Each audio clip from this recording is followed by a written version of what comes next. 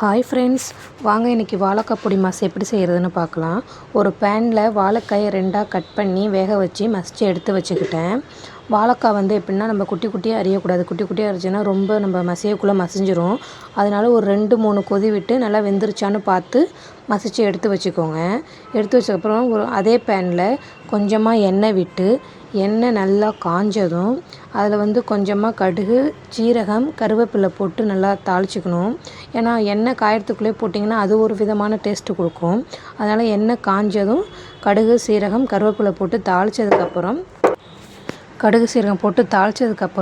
குட்டி குட்டியாக கட் பண்ணி வச்சுருக்கிற சின்ன வெங்காயம் வேணாலும் போட்டுக்கலாம், பெரிய வெங்காயம் வேணாலும் போட்டுக்கலாம். நான் சின்ன வெங்காயம் ஒரு 5-6 வெங்காயத்தை சின்ன சின்னதாக கட் பண்ணி வச்சுருக்கேன். பச்சை மிளகா ஒரு அரை பச்சை மிளகா வச்சுருக்கேன். ஏன்னா பசங்களுக்கு ஸ்கூலுக்கு கொடுத்து விட்றதுனால பசங்களுக்கு காரமாக இருக்குமோன்ட்டு நான் ஒரு அரை பச்சை மிளகா தான் நான் கட் பண்ணி வச்சுக்கிட்டேன். கட் பண்ணி அதுலேயும் போட்டுட்டு நல்லா தாளித்து விடணும். ஏன்னா நம்ம தாளிக்கிறது வாசம் வரும், அதை பார்த்தாவே நம்ம தெரிஞ்சுக்கலாம்.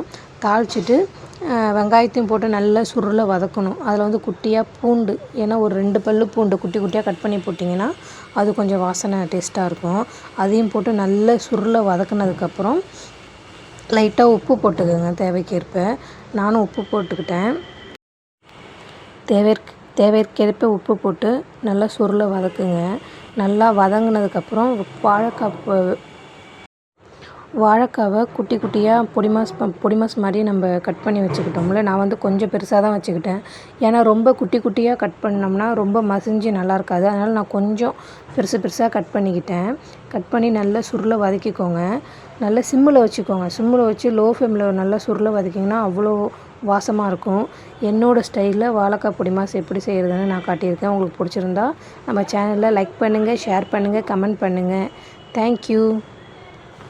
மறக்காமல் நம்ம சேனலை சப்ஸ்கிரைப் பண்ணுங்கள்.